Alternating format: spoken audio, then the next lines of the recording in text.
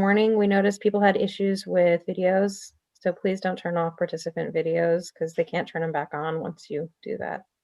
Right.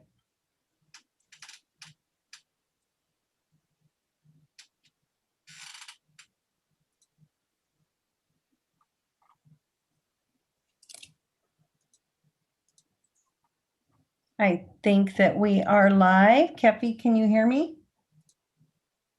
I can hear you, Bonnie. Everybody is here. Good, thank you. I want to thank you for joining us for the Gate Equity Webinar 201. Our tips for sharing or participating today, we're going to ask you to use the chat for comments and ideas. We'll also have people monitoring the chat for questions. We do record our webinars. They're also on our OSPI YouTube page. The OSPI YouTube channel is live and well and full of really good resources. If you haven't subscribed, please do so. Right now, we'd like you to take just a minute and rename yourself. We'd like you to click on the participants menu, find your name in the list, choose more, and click rename. We'd like your first and last name, the grade band you work with, and your role. If you're a teacher, a counselor, a school resource person, please let us know who you are. And again, I want to thank you for joining us for the October Gate Equity webinar. The webinar will be recorded and posted in the next couple of weeks. I'm Bonnie Zimmerman, Tiered Supports Program Specialist with the Office of System and School Improvement at OSPI. And today's topic is change management, effectively monitoring progress. We love to see our listeners get clock hours for joining us. So if you watched our webinars live today, you can use the link in the chat to get into PD Enroller and collect your hours. You're still eligible for clock hours if you attended even just one webinar today. I'm going to launch a poll here and ask you if you, hang on. If you want clock hours, please answer the poll. This will be helpful for Ronnie Larson, who is our PD Enroller expert, and she will be awarding your clock hours. You will probably receive a confirmation early next week, maybe a little bit later, and we hope you can take advantage of this free offering. And if you have any questions, feel free to email Ronnie Larson at ronnie.larson@k12.wa.us.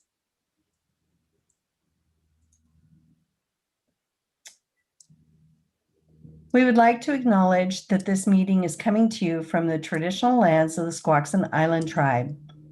We acknowledge the tribe's commitment to the resurgence of their traditional ways and their respect and protection of all people, not only those who are living, but also those who have gone before and who are yet to be born. We pay our respect to the elders, both past and present, and to the valued resource the tribe has defined as their children. They are the tribe's future. We ask that you, as participants of this meeting, also honor the tribal lands on which each of you are located today. If you know what that is, please share in the chat. A resource you might consider for your own locale is the School District and nearest federally recognized tribes document or the Washington Tribes map. I think the links will be in the chat. And before we start today, I ask for a moment of silence so we can reflect on the uncertainty we feel during this time of unrest. I want to acknowledge the pain, anger, and confusion we all feel about the future for our communities and families of color and for education. We stand with our communities of color, especially those who identify as and/or are categorized as African American. We will continue to center our work in leading with racial equity. Now for a moment of silence.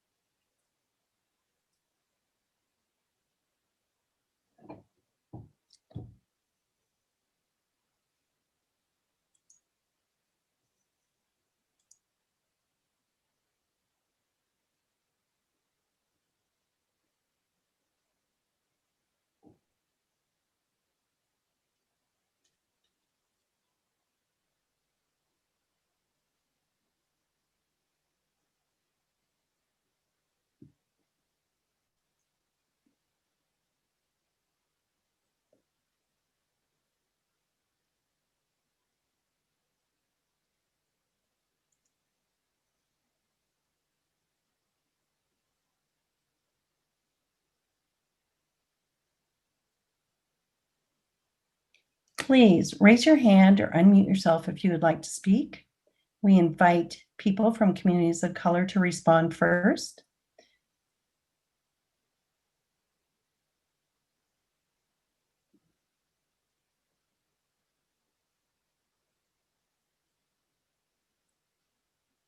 I can't see the chat or raised hands, so if somebody would help me out here, is there anybody that would like to speak? Doesn't look like we have anybody with raised hands or anything in the chat at this time. Thank you, Megan.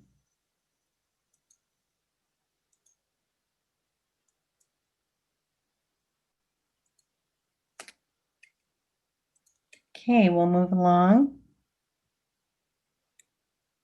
This webinar is brought to you through the Office System and School Improvement within the Office of Superintendent of Public Instruction. At OSPI, our vision is all students prepared for post-secondary pathways, careers, and civic engagement. Our mission is to transform K-12 education to a system that is centered on closing opportunity gaps and is characterized by high expectations for all students and educators. We value equity, collaboration, and service, achieving excellence through continuous improvement, and focusing on the whole child. OSPI developed an equity statement that we think helps frame our webinars.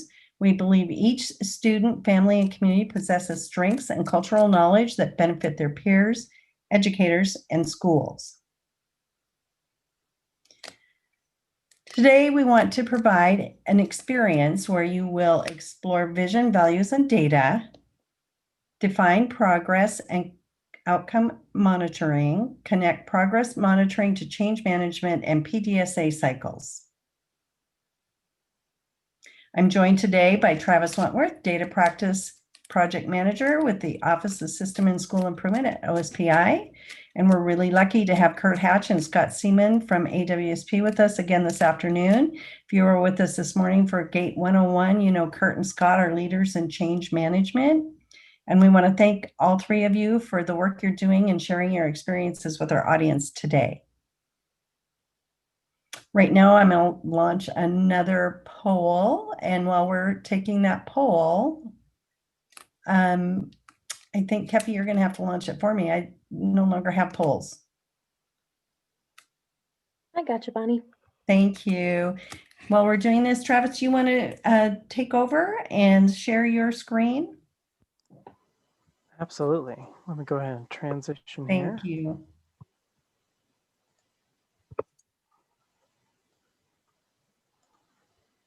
As I transition, I'll just make sure I have access to the chat and everything's good to go. Perfect. Welcome, everyone. As introduced, thanks, Bonnie. My name is Travis Wentworth, Data Practices Project Manager.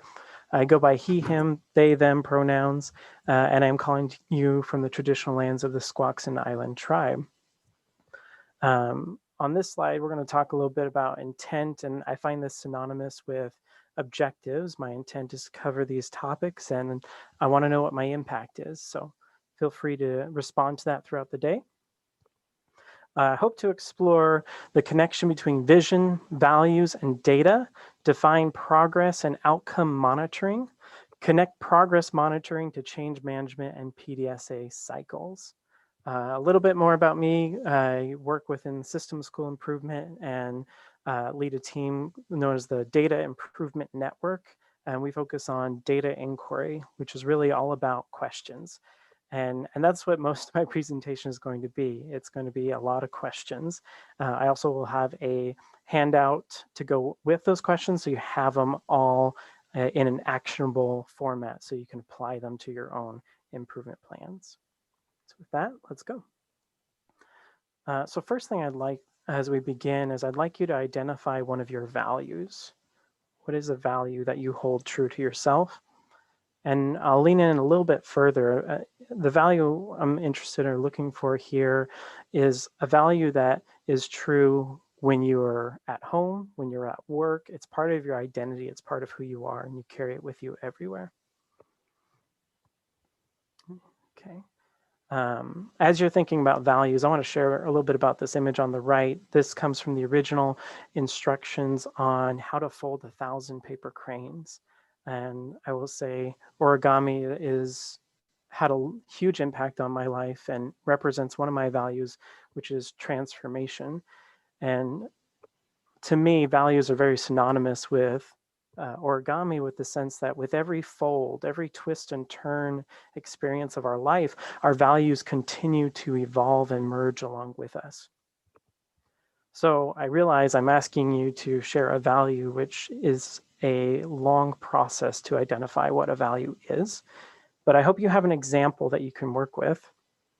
And now my next question is, what data would help you measure the status of your value? How do you know you're living true to your values? In my timing, I tend to run a little short. So I will leave this question. Feel free to respond in the chat, and I will be moving on. And as I move on, I want to make a connection between values, vision, and questions, which will get us to data. So here, what is the direction or vision that you are striving for? As a team, as a family, as a community, as an organization, regardless of where you're entering in a space for change, you have a direction you're striving for. And where does that come from? What data have informed your vision, our vision? Where did it come from?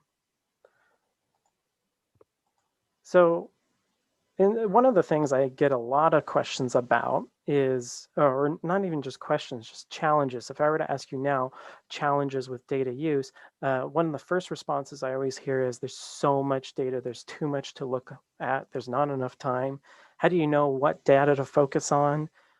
And again, I'll lean in with questions here, but where do the questions come from? How do we inform what questions? The process here in terms of data, there's being so much data, it's a lot of rabbit holes that can lead you the wrong direction. Our goal is not to avoid the rabbit holes, it's to intentionally choose the right one. And that comes with questions. And when we ask a question, we're going to then follow that question with another question. And that question is, what data is going to help us answer this question? So when we're looking at data, will this data help us answer the question or change idea we're trying to implement? So let me backtrack a little bit. Where do our questions come from? Well, if we have a vision, a direction that we're headed for, that should inform what we focus on and what questions we ask moving forward. But where does our vision come from? Well, our vision comes from values. It's based on values. We value something that is informing why we want to make it a reality, why we want to reach this ideal future.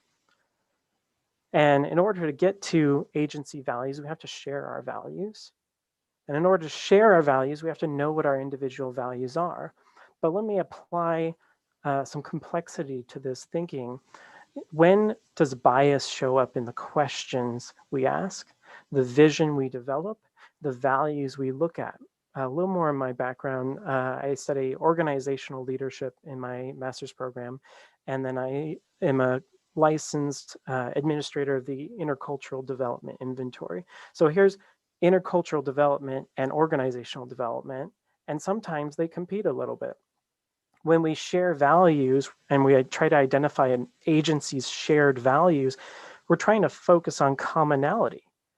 But commonality can be a very oppressive system, a very oppressive approach where we're trying to find out what makes us all the same versus what makes us unique and different. So my challenge in this process is, how do we focus on unique values as well as shared values? How do we honor the unheard voices? How do we hear the oppressed and engage them with values and our vision development?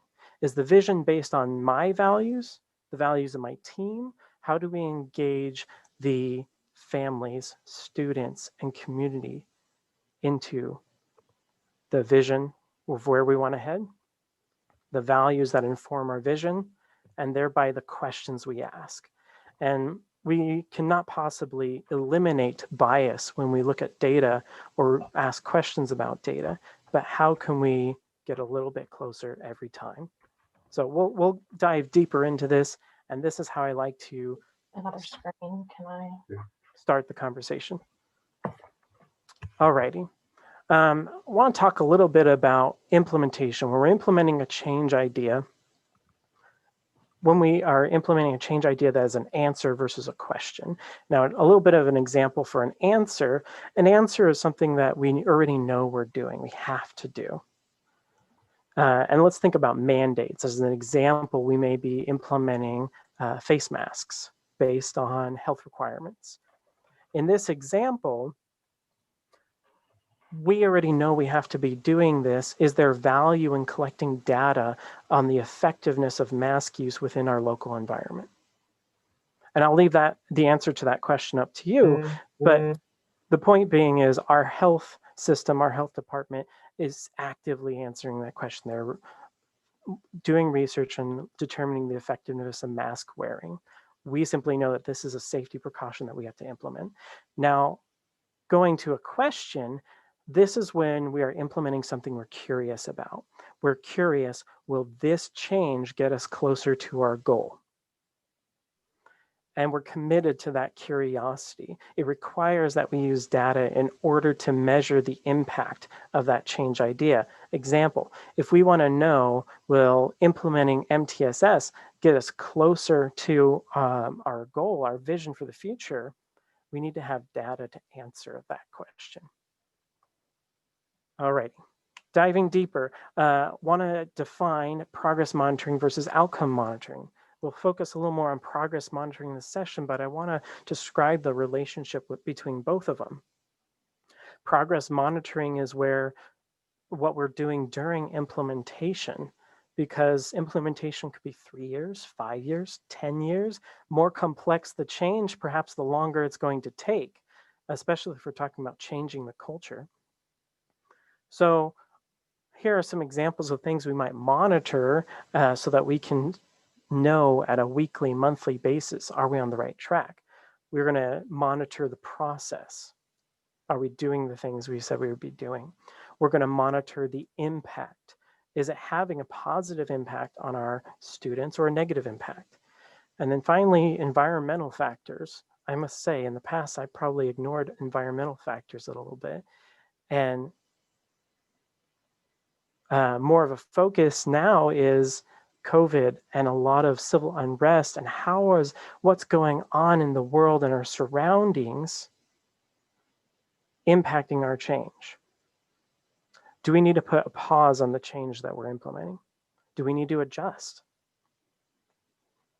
And now talking a little bit about outcome monitoring. Now this is about after the implementation, did the change help us meet our goal? We're answering that one question. And it's not just did it, yes or no, how much? How effective was this at getting us closer to our goal? Or did it move us backwards? So now applying this to Plan, Do, Study, Act is, first I'll emphasize plan 100 times, as many times as in many ways as I can. And what I'm doing here is I'm not going through a PDSA cycle. I'm simply applying where do data show up in Plan, Do, Study, and Act. And in Plan, here's where we are answering every question. And I'm going to have a list of questions throughout the presentation here. Plan, it's about identifying upfront, based on the change idea that we're implementing, how are we going to monitor progress? What data is going to help us answer the question that this is going to have an impact, yes or no? And how are we going to measure outcomes? They can be the same data source, they can be different data sources as well. As we are doing the implementation, as we are implementing the change, this is where we're progress monitoring. We've already identified what we're progress monitoring. This is simply us doing that. And then study is now after implementation or at key intervals, is it helping us move closer to our goal? Based on everything we've done thus far, now we have to make a decision. We're going to lean in deeper into each of these. And first, we're going to start with plan. Now, as I promised, we're going to have a lot of questions. And these are the type of questions I will ask or try to look for within an action plan, within a school improvement plan template. So questions to answer on your action plan. What data will you use to progress monitoring and to evaluate outcomes? Is it the same data? Is it different data? When will you review that data? Is it going to be daily, weekly, monthly, annually, all the above? If you know when you're going to review that data, next answer is just put it on your calendar in the planning phase. If we're planning in spring for the next year, our change ideas, let's put on the calendar the exact dates. There's nothing, well, I won't say nothing harder, but one of the challenges we face on a weekly basis is just finding time on everybody's calendars to do the things. If that time is already built into our system, onto our calendars, we're not going to have to struggle during implementation to get that time. Now, next, where does the data come from? This is a little bit harder. I've seen a lot of examples where we are implementing a change idea, and now we're actively trying to find the data we need to answer our question. Is this moving the mark? And in this example, sometimes we'll find out that the data isn't available or we don't know how to access it. A lot of these problems surface while we're in implementation. So again, I would move this back to action planning. In action planning, can we identify exactly what data we're using, where it's coming from? And that leads into who's producing the data. If we know the source, do we know who has the access and the training to be able to produce that data? If we can identify this up front, the next challenge is if next year we don't have this on our plan, we're going to be looking for somebody who can produce the data. Then finally, how will you review it? Back to values, vision, and questions. If all of these are informed by our unique perspective, our bias, how can we actively review the data to eliminate bias? Can we bring that student voice into our processes for reviewing data? Can we bring our families and our community? Okay. Talking a little bit more about progress monitoring. And these are some other things that I kept in planning because we want to be able to answer when we're identifying how we're progress monitoring, how are we progress monitoring both the process, the people, the staff, what are we doing, and the impact. So when I said both, it's actually all the above, the three. So how do you know if your plan is working and what data is going to encourage you to continue your plan? What data would influence you to change your plan? This is what we would want to answer before we engage in monitoring progress. If we start monitoring progress without knowing a threshold or a limit to say, if this data goes below this number, we need to stop and change the plan. If you don't answer that in your planning phase, now when you're implementing and monitoring progress, every time you look at that data, you're like, well, this data is going the wrong way. Is it bad enough? When is bad enough? When is good enough? Again, it's both things. In the planning phase, if our data goes below this threshold, we have to stop what we're doing and change the plan. Alrighty, we've identified these items in our planning phase. Now we're actively progress monitoring. And as we're monitoring progress, let's talk about process and staff, people. If we're monitoring process, are the resources that we said will be available? Are the communication lines that we said we're going to use in use? Are data being reviewed when and how we said they were going to be? Are our processes in place? If not, why not? Same with staffing. Are staff doing exactly what we outlined on the action plan? 100% of the time? With 100% accuracy? If not, why not? A few things I'd like to add here. One is most important process here in this monitoring progress is not to see the numbers, it's to answer the question, why not? If these things are not in place, why not? if we are not doing 100% accuracy in terms of implementation, if we're not implementing with fidelity, can we answer why not in terms of identifying barriers and focusing on those to keep the implementation moving? The other thing I like to talk about here is the 100% of the time with 100% accuracy. It really depends on the change you're implementing. If we're talking about safety, I'm borrowing this example from my partner, Christine. If we're talking about airplane safety, is it okay to be 99% safe? Is it okay to be 90% safe? What is that threshold of acceptability in terms of safety? Now let's apply that to our students. What is acceptable in terms of safety for our students? So that's a very different example than how many times are we using this tool? And that's up for you to decide in your planning, again, of do we want staff doing this 100% of the time? Is 80% okay? You define that threshold. And when it's not 100%, it's not an accountability system. It's a system of how do we find and seek deeper understanding. Alrighty. In terms of monitoring progress, a couple of different approaches. There's perception. What are the questions and opinions and concerns of those involved, all of our partners, our staff, students, families, and community? And then in terms of performance, what are those outcome data telling us? I tend to focus more on the process and the people. Are we doing what we said we'd be doing? But also, if we are doing those things 100% of the time, is it having a positive impact on our student data? Is it having a negative? And once again, what is acceptable change?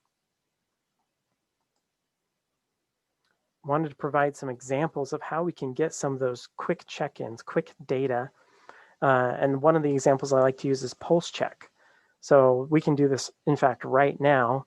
And everybody give me a quick thumbs up. Are we on track to meet our intent for this session? Are we not on track? And you can do this at the end of any meeting. At every meeting, can you give me a quick 5? 5 says we're doing great. 0 or 1 says not so much. These are the quick 1 answers. Yes, no, it's a 1, it's a 5. That's why I call pulse check. And in those examples, when you get those low scores, and I see a lot of low numbers, the next thing I'm going to want to do is unpack why. And that's where a perceptual survey can really add value to that. 2 questions that I ask almost all the time is, what challenges are we seeing and what successes are we seeing? Now, you still might get 1-word answers, not all the time. Hopefully you get a little more detail. And always consider, is this a safe space to provide feedback? And even if you always have a safe space to provide feedback, can we create a safe method, a safe process for gathering feedback anonymously? And I can't, we've all perhaps experienced on social media how easy it is to provide a comment to something that, we don't know who we're talking to. Maybe we're using a fake identity online. And those comments can be very different than with a room of team members who are having a hard time saying those hard things. So consider anonymity and also consider the balance between pulse check and perceptual survey. Okay, I've talked a lot and I focused mostly on asking questions. And now I'd like to hear from all of you. Based on some of the changes that you're implementing, what are some of your successes and what are some of your challenges? Feel free to go ahead and write in chat. And Megan's added the action planning inquiry. Inquiry meaning focusing on questions document. This has all the questions from my presentation so that you can apply them when you're looking at your action plan or school improvement plan. Already, I'm seeing a challenge. Students are really struggling with being more independent with online courses. Thank you. Challenge. The sustainability of so much new change. Absolutely.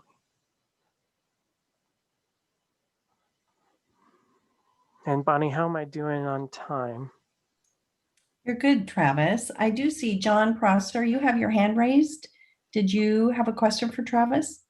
No, I forgot to remove that. When he was asked for the temperature check, I used that as my thumbs up. And Oh, so my apologies for that. I will put it down. no problem. I just wanted you to be heard if you had a question. No, but I'll tell you, this is all really exceptional stuff. I really like it. So Thank you. you're welcome. And I meant to in the intro so many things, and I had missed it that, I just want to acknowledge how many mentors, partners I have. It's almost a little intimidating, but I just want to welcome you all into a space and open this up as shared learning. So if you do have any questions, just let me know. I might answer your question with a question. Fair warning. Okay, let's move on. Yeah, I'm seeing difficult time for everyone. Families unable to support their teens with academics. Tech gaps are huge.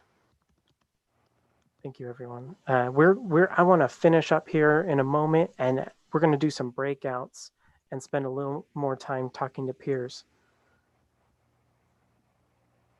Feel free to keep adding to chat as well. New teachers rocking the tech. Thank you, Heidi. Alrighty, talking about study. And again, I wanted to focus more on monitoring progress, but I did have some concepts here for when we are determining outcome data. We're all about answering one question. It's no longer, will this change help us move closer to our goal, but did this change help us move closer to our goal? And I find this to be a very critical stage when we talk about facilitating discussions based on equity, educational justice, racial justice. When we look at that data, when it's disaggregated, let me offer this little protocol. If we've been monitoring our progress, there's a chance that we can actually predict what that data is going to say before we see it. So identify your predictions before you reveal this outcome data you're about to look at. What are they? And then as you're identifying those predictions, identify your assumptions as well. Why do you think that data is going to look the way it does? And this is where we hear a lot of interesting comments from staff, from community around their perceptions of students and our student groups. If we can lean into this uncomfortable space, because it is uncomfortable, I think this is one of the most critical elements when we're reviewing that data, is making sure we have all the voices and perspectives at the table is one. And second, being able to navigate and lean into that uncomfortability when we look at that data. Now reveal that data after you've named your assumptions. And this is a way of testing those assumptions. Were we accurate? Were we inaccurate? Even if our prediction was accurate, do we need to unpack those assumptions? It also gets the room talking about data. Data is a scary 4-letter word. And this is just, if any way you can start the conversation a very fluid way that isn't about interpreting the display, is a lot more comfortable than now we have to interpret the display. Okay, I said a lot. Again, this is about, did the change help us move closer to our goal? I want to talk a little bit about the final step in PDSA. For me, I keep it very simple. It is one decision. This is a one-step process. It's making a decision based on the data we just looked at in study, based on all the things we learned during implementation, based on the assumptions and the perceptions of our families, students, and staff. Should we do one of the three things? Should we abandon this change because it is not getting us closer to our goal? It had a negative impact, perhaps. Should we adapt this change because, you know what, we had some successes, or even though we had some failures, we learned from failures, and these are how we're going to change that implementation to do better next time? Or are we going to adopt, well, I said that completely backwards. Are we going to, no, I said it right. Abandon was first. Are we going to adopt it because this met our goal? It's getting us closer to where we want to be. Let's accept this change. Let's go back to the planning and find more things to work on. I always say things in reverse. It's a habit of mine. So now let's get into breakouts. I wanted to make one little adjustment. learning from doing, right? And one thing is when this many people, if we break into pairs, any kind of technology struggles, and you're left there in a room by yourself. So instead, I would like this to be small group, 3 to 4 people, and take turns, have one person share a change idea that they're implementing right now, and the rest of the participants in that group, your role is to simply ask questions. You can write them down while you're listening. I believe in listening first. So while you're listening, write down any questions you might have, and then share them with your partner or with your group member.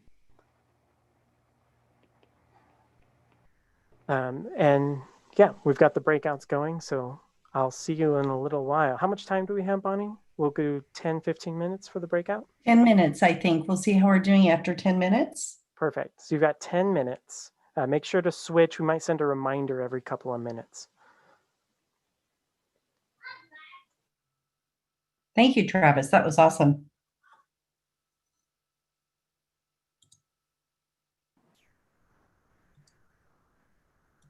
Hi, everybody. Hello. Hi. Hello. There's still a few people who haven't joined yet. I'm getting through the list of Okay. things that picked up yet.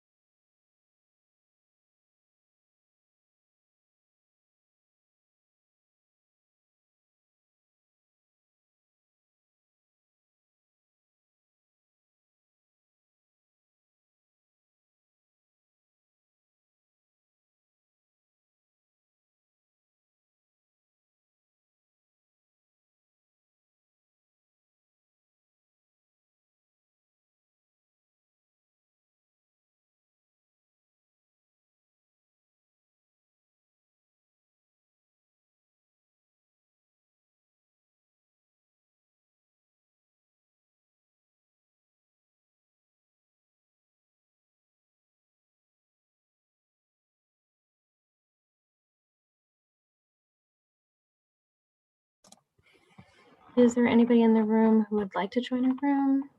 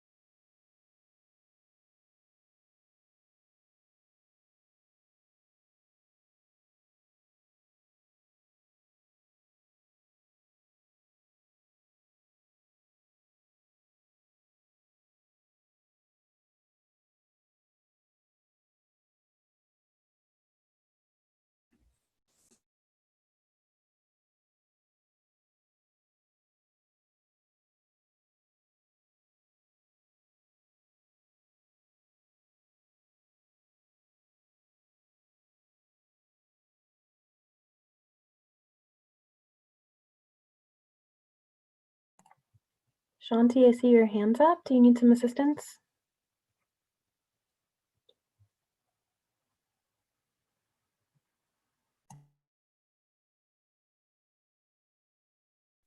No, I was more or less answering your question for those that would be okay with joining the room. I was in a room, but I was just sitting in there by myself.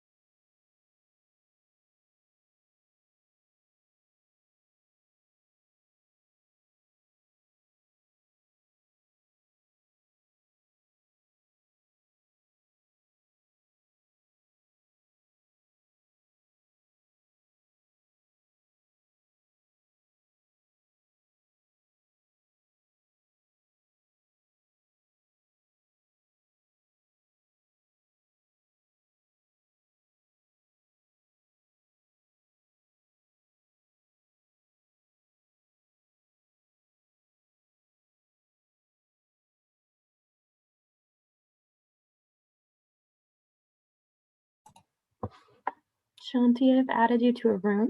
So there might be a breakout room icon at the bottom of your, like in your toolbar. And if you click on it, you can join.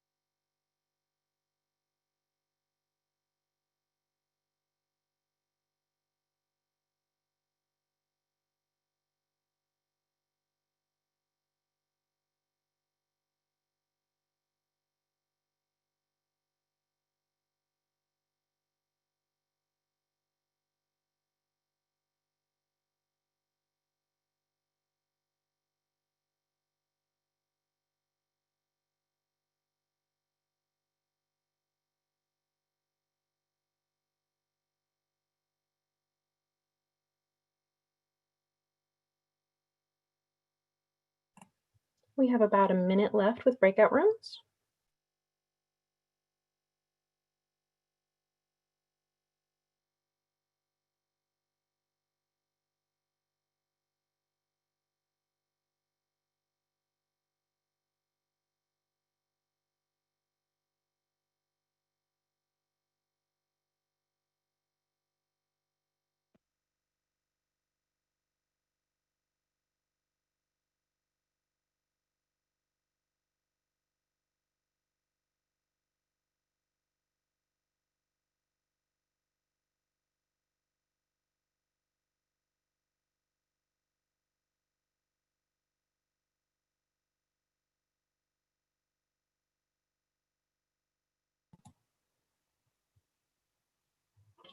And Bonnie, all the breakout rooms are closed.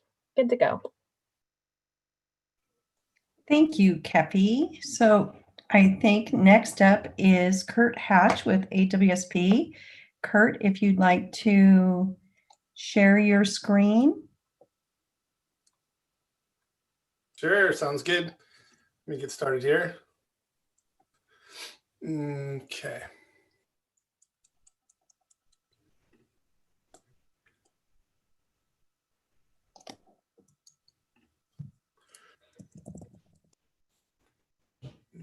Okay, let's see here.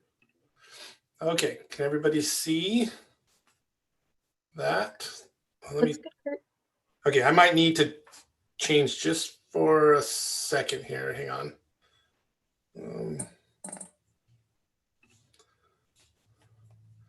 Let me do one thing real quickly. Hang on.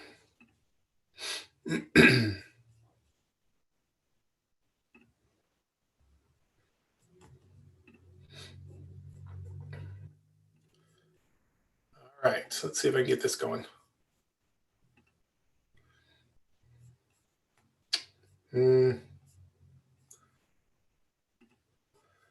Okay, sorry about that. Just having a little technical difficulties here getting my screen the way I need it to be. One second. Okay, let's see if this works. So welcome everyone. My name is Kurt Hatch. I'm one of the associate directors for AWSP, and it's great to be here with you talking about systems change. And I'm joined by my colleague and the executive director, Dr. Scott Seaman. He's here watching, and he was part of our 101 presentation earlier. So glad that he's here to join. And some of the things that I'm going to talk about will underscore the things that you've heard already, but I also hope to provide a couple other things that I think will be valuable. So our objectives just for this part of the day are to understand the importance of focusing on systems. And I'll give, actually, just by way of giving some background, former principal, I've been at AWSP as associate director for about 4 years. And prior to that, was a principal for about 15 years in a variety of settings and school districts along the I-5 corridor and from Olympia up to Kent, Puyallup, University Place, and also overseas for a couple of years in Shanghai, China. So we want to gain a preliminary understanding today of something called double loop learning. So I'll talk a little bit about that and focusing on systems change. And then I also want to talk about the change process as it's connected to students. And hopefully you will get some tools, tangibles, and takeaways, and specifically talking about towards the end something called the stairway of success. Okay, so a little bit about AWSP. So we are the professional association for principals and assistant principals in the state of Washington. There's about 3,800 principals and assistant principals, and just about 98% of them are members of AWSP. And there's our mission. It's pretty simple. We're supporting principals, the principalship, and connected to the education of all students. And that leads us into having two goals. So our strategic plan is pretty lean and mean and focused on two goals that helps us really hone in our work around advocacy, professional learning, mentoring, and advocacy. And as we work with our friends at OSPI or other groups that are kind of known as the alphabet soup, like WASDA and WEA and WASA and CSTEP, this is really the levers that we're trying to push on with them around the state. So here's what we want to do around equity. So that calls us to be an anti-racist organization, calling out issues of bias and race and inclusion. And then also our goal too is to create longer principal tenures within their building. So here's a statistic that we call the churn. Only 1 in 4 principals remain in the same building after 5 years. So only 1 in 4, 25% after 5 years. And of the 75% that are no longer in the same building after 5 years, about 30% of those leave for a variety of reasons after the first 2 years. And we know that's tied to equity for communities and staff, counselors, teachers, everyone, because presuming a highly functional principal is in place, keeping him or her there for 5, 6, 7, 8, 9, 10 years is one of the preliminary reasons why other staff will stay and provide a highly effective environment for students in the community. So one of the things that I want to model today is an element of change leadership, and that's being transparent. There's a number of people in the chat room that used earlier when talking about like their vision or things that are important to them, their values. So like John, Peter, all these people, Victoria, Maria, Kate, June, Carrie, talked about integrity. And that is something that I have in common with my why. And I want to share that with you. And as leaders in your own context, whether you're counselor leaders, teacher leaders, parent leaders, assistant principals, all the people that are on this webinar, we all had opportunities to lead. And one way that we can do that is by making our why, or how we walk in purpose, known. And when we do that, it provides some transparency. It lets people know who we are as people and why we got into this profession, which I'm guessing for a lot of people was literally to change the world. And it also allows people to say, hey, I want to walk alongside that person or follow that person with their vision and their why. So here's my why. My why is to lead with loving kindness in order to eradicate racism and unapologetically prioritize the education and well-being of students furthest away from educational justice. And I have something that also motivates me. It's a quote that I've been using for about 20 years now. And it comes from someone who you might be familiar with. And here it is. We can, whenever and wherever we choose, successfully teach all children whose schooling is of interest to us. We already know more than we need to do this. So that's a hopeful statement, and it fills me with motivation. And then there's a second part to it, which is also a motivator. The last sentence of the quote is, whether or not we do it must finally depend on how we feel about the fact that we haven't so far. Pardon me. I had an image here that just didn't show up for some reason on the slide. That quote is from Dr. Ron Edmonds, who's kind of an educational hero of mine. He's no longer with us.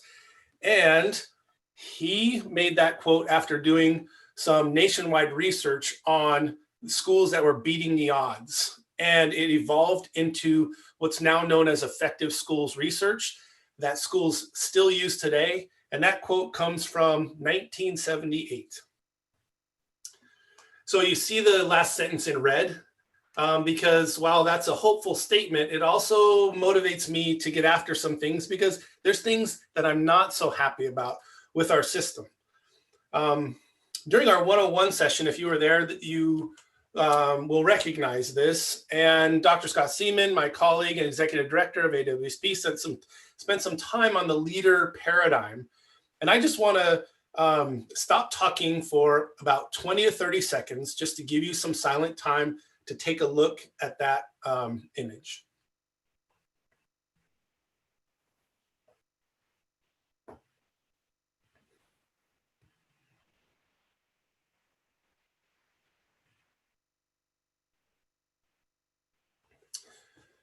So the school leader paradigm is created by AWSP in partnership with other state organizations that we work with closely.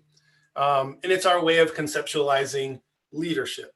And on the right side, we call that the doing side. These are the things that school leaders, whether they're principals, assistant principals, teachers, counselors, etc. These are things that they do. They pay attention to culture, systems, and learning. And on the left side, this is the becoming side, where we say that individuals as leaders and organizations as learning organizations pay attention to their personal intelligence, their social intelligence, systems intelligence. And you can see wrapped around that infinity loop are the 4 various contexts that we engage in, and also just that plan, do, type of a plan, do, study, act that was talked about earlier. You can find this on AWSP's website with some more information about the leader paradigm. Okay, so I mentioned culture systems learning earlier today. Scott and I focused primarily on culture because right now it's really important to focus on culture and have good personal intelligence and social intelligence because we're all going through so much challenge right now. So many unanswered questions just because there aren't answers to some of them right now. And we need to focus on our own social emotional health and the health and culture of the context that we're in. So we got to give ourselves grace to do that. And now in this presentation, I'm going to take us into the systems way of thinking about change, but culture has to come first. So I just want to acknowledge that we are going through really challenging things. And so if we're now looking at systems, you're like, oh, I don't know if I can push on systems right now because we're dealing with all these other things involving our school culture and trying to just get basic needs met. I agree. I will also just say that this is likely a very good time to focus on the systems because they're kind of revealing themselves right now, and we see so many inequities in our system. So there might be some low-hanging fruit that we can get after in terms of the systems for our kids and our community. And just to differentiate a little bit, when I'm talking about leaders versus managers, and this is a general statement, but if we can think about it in these terms, that managers ensure the system is functioning as designed. So that Plan, Do, Study, Act is very important to look at things in our own context. And then the way that I'm conceptualizing leaders and leadership is that leaders create the conditions needed to change the system itself, which just goes back to my comment earlier about there's parts of our system that desperately need changing. I think this quote is very important because we do want to take care of individuals and small groups and help them move forward into new contexts or what we call a post-text, our better future for kids. Often we will find ourselves putting systems issues on the shoulders of individuals, whether it's principals or teachers or paraeducators, counselors, school sites, etc. So it's important that we're able to step back and evaluate the system itself. So how do we do that? That's where we get into this notion of double loop learning that I'll talk a little bit about. It's a complex idea, but there's some real simplicity to it. And I think of it as a way to kind of get meta about looking at our systems. So I have a little image that hopefully will make this a little bit more clear. Oh. However, the image isn't appearing on the screen. Friends, I might need a little tech. Do you want me to share my screen? Yeah, why don't we do that? Let me get out of this. And then you can tell me when to advance. Okay, yeah, so if we go to slide, well, I guess I'm not sure what number it is on the master slide deck.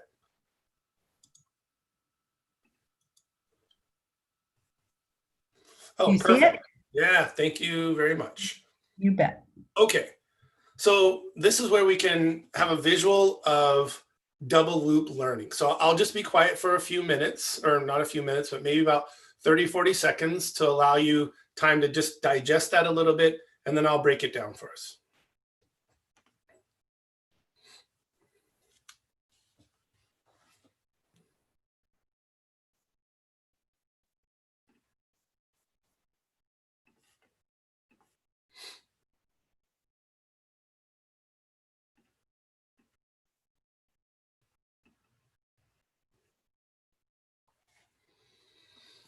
Okay, so if you could just take a look on the upper right where it says observe and outcome, that's where this first single loop starts, and often referred to as the Plan, Do, Study, Act.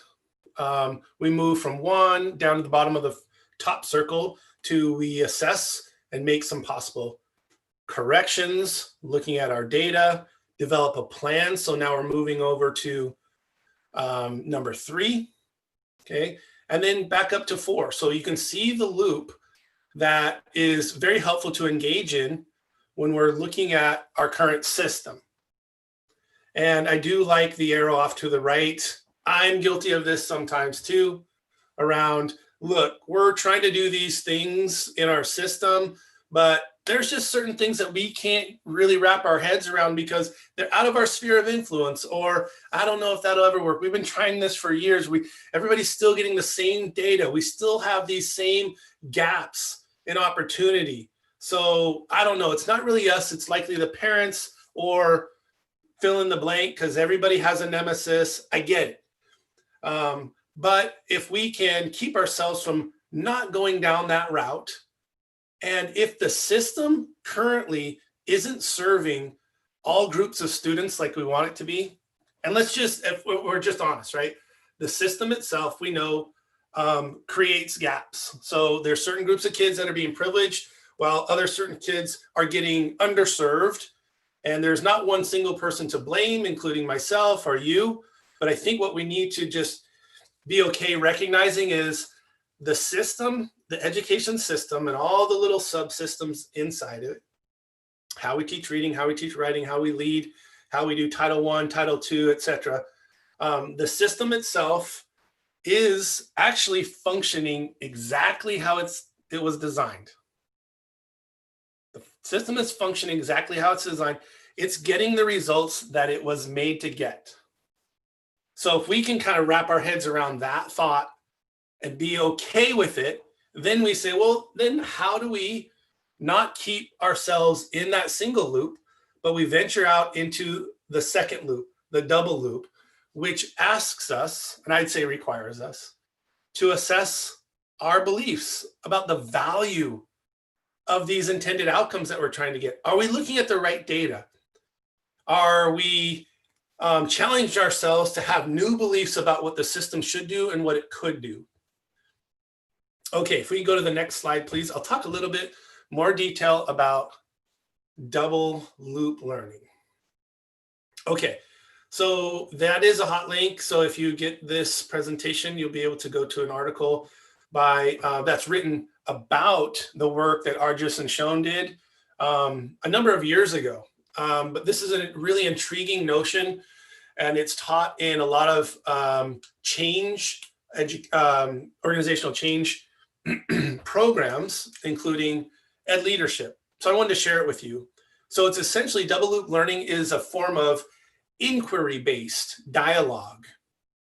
And earlier we heard a lot about some great questions that can be infused into this dialogue that's examining the system and questioning the validity of underlying assumptions and beliefs.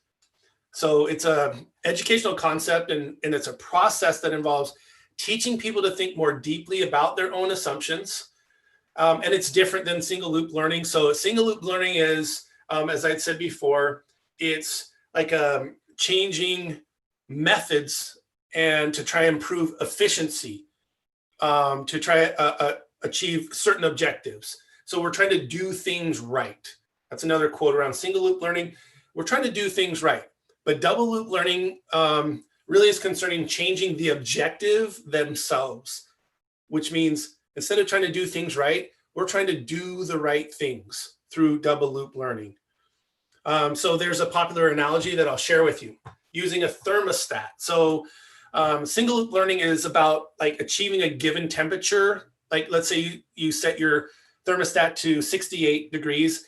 And so the thermostat will turn up the heat whenever the temperature drops below 68. The objective is 68 degrees. So it's in a single loop. I'm turning on, I'm turning off, I'm turning on, I'm turning off. We can observe if that is working. But double loop learning involves changing the setting of the thermostat. So changing the objective of the system itself. So it calls into changing not only the objective, but also questioning the assumptions about that objective. Why is that a good objective?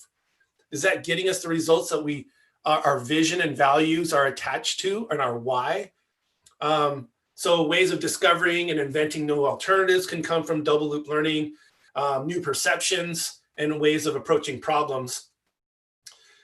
So when we're in the single loop, often questions are asked that are like this: how should we interpret that data? So how should we interpret this data that we have in front of us? But in double loop learning, you'll hear questions like, should we? Should we even be looking at this type of data? Is it damage-centered data or is it strength-centered data, just as an example? Or what are the assumptions we're making about what this data will even tell us? Are there alternative ways of collecting different data that will help us better understand how to close opportunity gaps? Is this even the best way to approach the opportunity gap using this data? And what's the data that will help us examine the system itself? And sometimes when we question, I don't know if you've come across this, but sometimes when we question the process of single loop learning itself, it can make folks, including myself, defensive at times, because double loop learning is calling into question the actual assumptions that lie beneath our practices that we're using. So it's about transformation. And that's the whole intent of double loop learning, transforming our deeply held perspectives. And it takes dialogue. So again, back to those questions that were offered up earlier by my colleague. Those questions can be critical. Being positive about our intentions, being trusting and transparent with relationships. So that left side of that paradigm I showed you earlier, building trust. And finally, just a quote from the folks from Ardress and Schoen. Good dialogue is not a matter of smoothness of operation or elimination of error. On the contrary, its goodness is inherent in the ways in which error is continually interpreted and corrected. Incompatibility and incongruity are continually engaged, and conflict is continually confronted and resolved. So much of our work around leadership, again, is about the relationships and the trust that we build and asking those big or tough questions. And I believe that there's one really key group of stakeholders, and this is where we can go to the next slide, please. There's a key group of stakeholders that when engaged in these discussions, they'll provide critical data for examining the system, and that's students. So I just have a question for you, and if you could click one more time, another line will come up on that slide. I'd love for you to put in the chat whatever comes to mind right now. How are students in your context experiencing the system? So just thinking about that. And then, so the question that I'd love some thoughts on in the chat box are, what methods do you use to learn how students experience your system? So I'll just pause for a little bit. And then when I start talking again, please just continue adding to the chat, because this can be really helpful for other folks that are in this webinar to learn how across the state students, how we learn as adults, how we learn how kids are experiencing the system. So go ahead and start sharing. That would be great.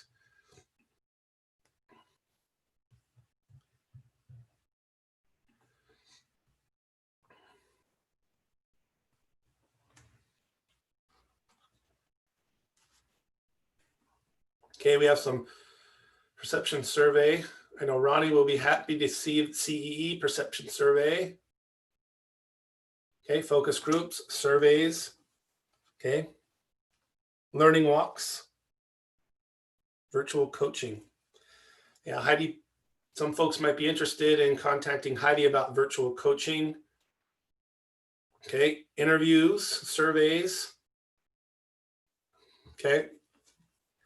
All right, keep going. This is great. Okay, meetings with clubs and club leaders, climate surveys. You see a lot about surveys. Okay, emails. Okay, keep going. If you go to the next slide, please. Yeah, please keep sharing.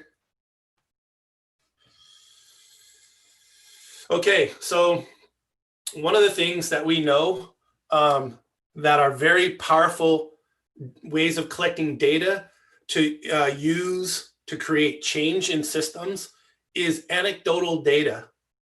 I know that we're all accustomed, and I'm very accustomed. You know, I kind of came up in the system when standards-based movement was happening, No Child Left Behind. Hard data, numerical data can be very helpful. So this next statement isn't to discount that at all. What I also know is anecdotal data, stories, directly from the minds and the hearts of students is some of the most powerful data. Because as we know, and maybe some of you have said this before, if we have a number, we want to attach that to a specific student, their faces, their context, their situations. So one of the best ways to get that information is to talk to kids, ask them, how are they experiencing the system? What's going well? Talk to them about race. Talk to them about gender issues. They're more than willing to tell you. They could tell us so much about their experience. And then we can figure out some action steps that we want to take to improve parts of the system, because we can assume that if one student is experiencing certain things, they're likely not the only one. And so then we can circle back and get their stories later on how, and involve them in the planning. So one of the ways that just came up recently that I wanted to share with you, that you can hear from students, this is going to be very powerful. The Educational Opportunity Gap Oversight and Accountability Committee. I sit in on their meetings monthly. They are folks that are appointed by the governor, and it's led by part of the team at OSPI. They're having a Youth Voice Day. So the Association of Washington Student Leaders, which is part under the umbrella of AWSP. So some of you might have heard of CISPAS or Chewelah Peak, or some of the curriculum that is now nationwide that AWSL created and brings out to schools thousands of kids and leaders each year. Some of the students from AWSL are going to be testifying and part of panels on the 20th. I know it's going to blow you away. And if you want to kind of get a taste for what it's like just to hear the stories and then have kids' voices elevated so we can reconceptualize parts of the system using that double loop learning, this will be an excellent experience. Next slide, please. Also, just as a quick plug, because this is going to be cool too. And if you hit the advance button one more time. So AWSL, there's still time to register. I think it's on the 31st and 30th and 31st, our fall conference, their fall conference, all around equity. So a virtual conference, and that number at the bottom, registration is now over 2,000 middle school and high school students across the state, and over 200 adults. So we're talking about counselors, other school leaders, principals, teachers are going to be part of that. Elevating student voice. Next slide, please. Okay, just to re-emphasize this point, back to the double loop learning diagram really quickly. So using a student lens to dramatically change the system that we know is currently functioning overall in inequitable ways. And then if you could hit the advance once or twice, got some fancy arrows that'll show up.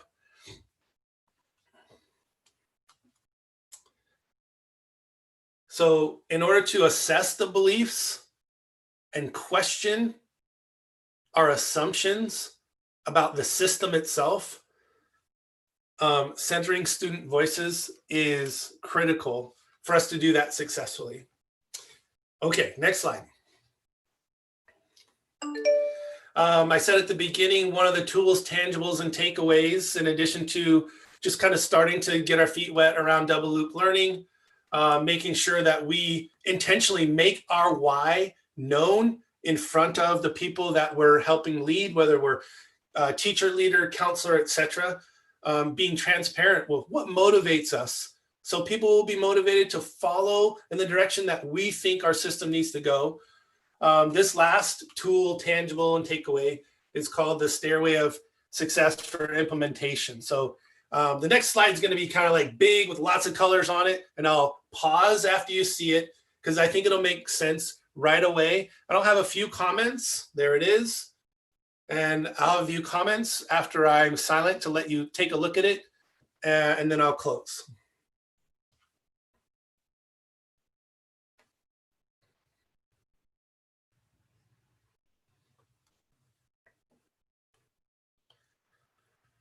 So again, I believe these slide decks are going to be shared. What I like to do is actually start at the bottom left, because leadership, if there's not leadership, obviously it's not going to go anywhere, any initiative. And then you can just kind of climb up the steps and just get a sense for what happens in a school or a district or organization when key aspects of implementation and innovation are missing. And by the way, this is everybody's job, right? For leaders can bring people together around innovation and have everybody take part in this and pay attention to these parts of the stairway. Hopefully this is helpful. Maybe in your context, you can kind of reflect, are these things happening whenever we open up a can of new initiatives, like a new reading curriculum or math curriculum, or if we're really looking at the system and saying, how are we going to make our system more equitable for all students, particularly those Black, Brown, Indigenous students of color? And I think I forgot at the beginning, one of my slides was of a yellow daisy. That's my favorite flower. It symbolizes joy and kindness and friendship, which I think is critical to doing this work. But also we have to reckon with the fact that we haven't done certain things so far. And so this is hopefully a call to action, but ultimately I want to just thank you. If we can go to the next slide. I just want to thank you because this is complex work. And if you could hit advance again, that we're all doing together. Oh, sorry, I guess. Oh, there we go. So just thank you. And if there's other things that we can do through AWSP or myself or Dr. Seaman, we're happy to help. Thanks, everybody. Thank you, Kurt. That was awesome. I know it's getting late and people are going to want to leave. We do have a few more, just a couple more things. If you'll hang on, I'm going to launch the poll or the evaluation as a poll in a few minutes. But I want to thank Kurt and Travis for their all the work that they put into this webinar. It was inspiring. Thank you. So right now we want to ask you as participants what you're willing to commit to. Will you discuss your ideas with leadership, share ideas with your PLC, or maybe even lead a discussion with students? I'm going to launch this evaluation and then we're going to continue going. Thank you. Your feedback is really important to us with this evaluation. It's what we use to plan our future webinars. And we really appreciate it if you will answer this. Right now, though, while Kurt is still with us, if you have any questions, he and I believe Scott is still on the line. They have a little bit of time that they can answer some questions. Either raise your hand or type your question in the chat. And I think Travis, Kefi, Megan, will you help me monitor the chat and the participant list? I'm not seeing any questions yet, Bonnie. Okay, well, it might take them a minute.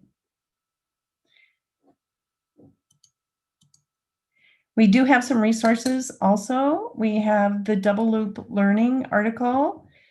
We have some change management videos. They're on the internet, websites about change management, and always we have the green button. If you need assistance, you can go to the OSPI website and hit the green button and you will fill out a form. It'll come to one of us and we'll make sure that your questions get answered.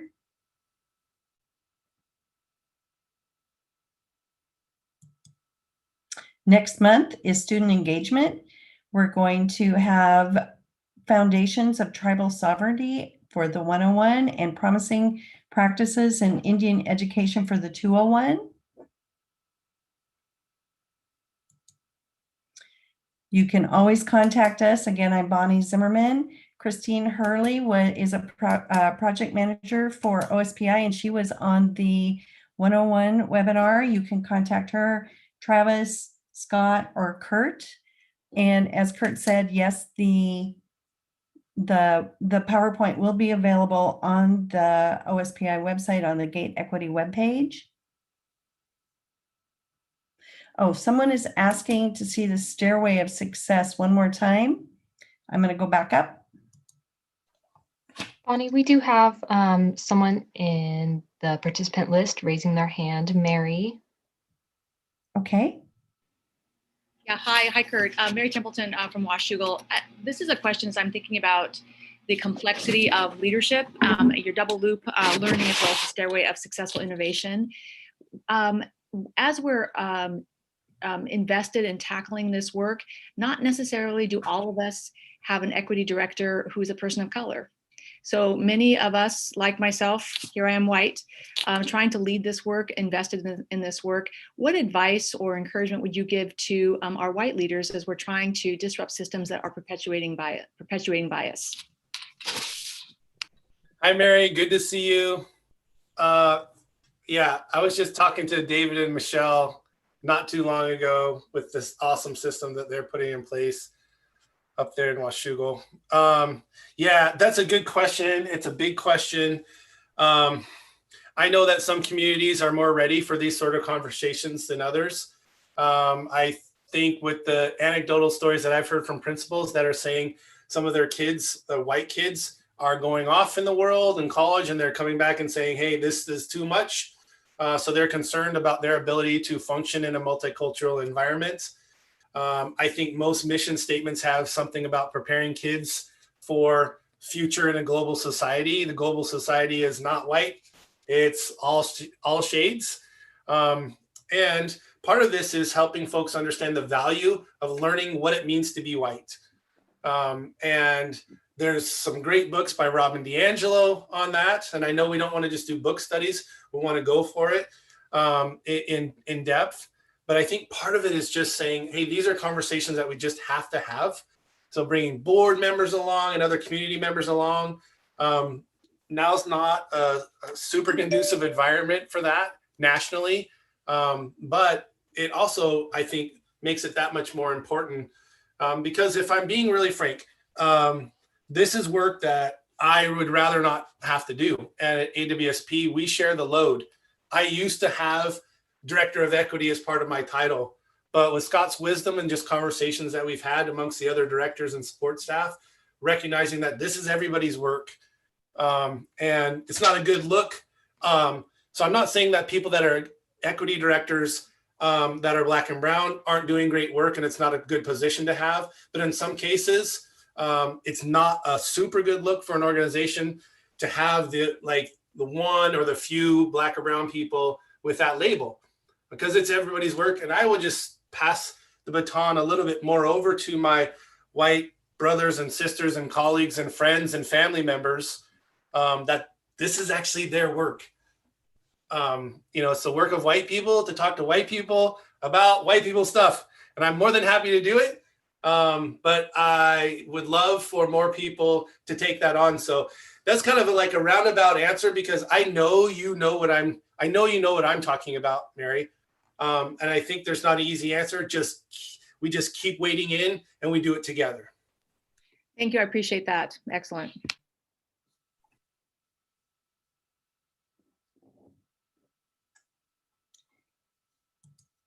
Okay, any other questions? I want to thank everybody for joining us today. I know it's late on Wednesday, and to stay and listen to Kurt was very worthwhile. I appreciate his time. I appreciate Scott's time, Travis's, Christine's this morning, my trustee sidekick, Kepi, and Megan, who is the backbone of the webinar. She keeps us moving. So thank you very much. And we had 100% of you answered the evaluation poll. So I want to thank you for that too. Thank you.